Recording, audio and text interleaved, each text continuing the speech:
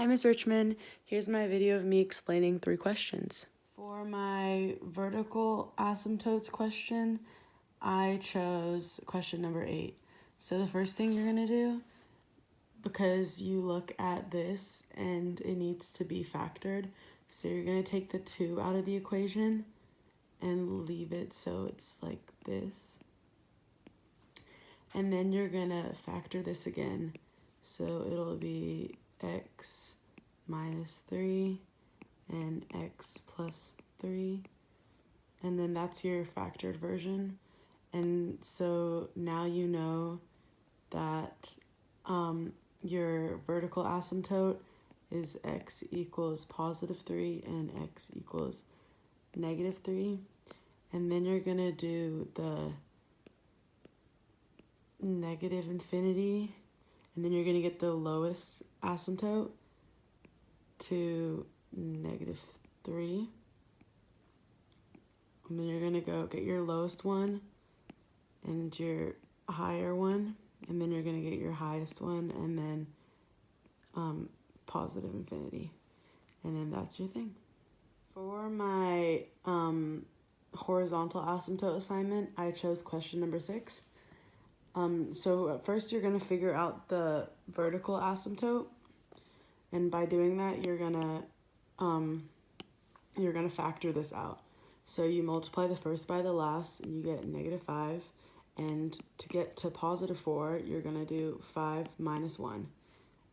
So you're going to do x squared minus 1x plus 5x minus 5. And then, oh my gosh, and then you're gonna factor it. So you're gonna take the x out of this equation, so it'll be x minus 1. You're gonna bring the sign down, then you're gonna take the 5 out of this equation, x minus 1. And so now you have your 2 factors. And then to figure out the vertical asymptote, you're gonna change the sign and set it equal to x. So it'll be x equals 1 and x equals negative 5.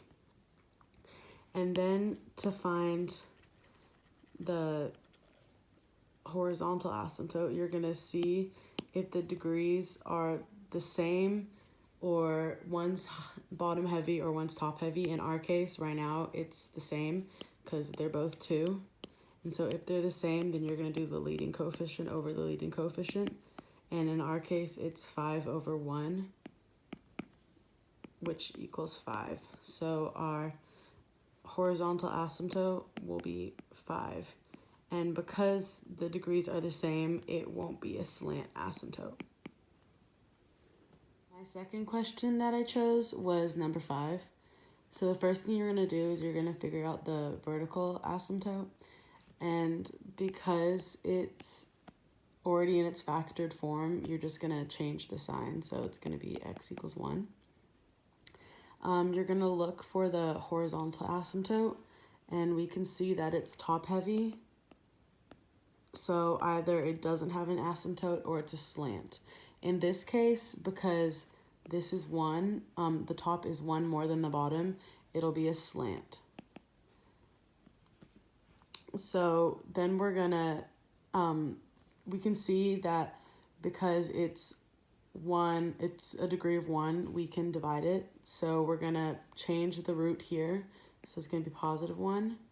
We're gonna need to put a filler because it needs to be a consecutive downfall.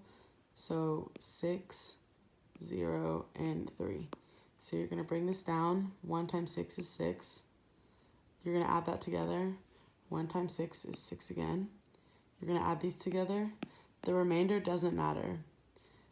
So your slant asymptote will be 6x plus 6.